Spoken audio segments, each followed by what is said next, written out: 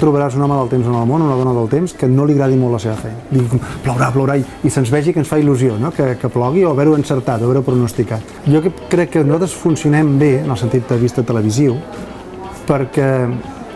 primer perquè som positius. Nosaltres en general el que diem és bo. Després perquè es veu que ens agrada la nostra feina. La ciència en televisió pel gran públic no és un producte que interessi. Digui el que digui la gent, perquè moltes vegades la gent tenim aquí un pico de oro. Què mires tu? Reportatges? Mentira. La gent no mira reportatges a la televisió. No, hi ha hagut un canvi molt important en els últims anys respecte a les possibilitats d'integració, ja no diguem en persones amb discapacitat física, que les ciutats i els comerços, tot, doncs s'ha anat adaptant amb el temps. Fa falta més, segur, però hi ha hagut un canvi molt important des que jo era petit. I respecte a les discapacitats psíquiques, en les escoles, per exemple, el meu fill doncs, té companys a la seva classe que tenen discapacitat, no?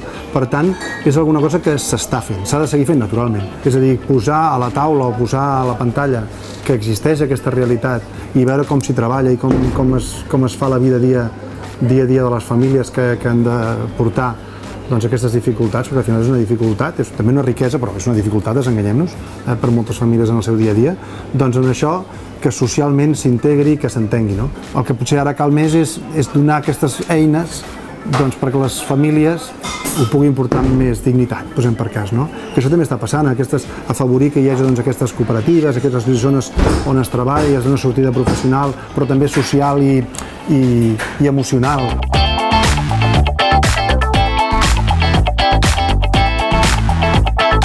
Se'm sonarà raro, però un dels tallats més bons que he fet ha sigut amb en Pujol, amb en Jordi Pujol. Si tu ets capaç de planificar, hi ha tot de problemes per la part del mig que no has de solucionar i per tant et pots concentrar en millorar.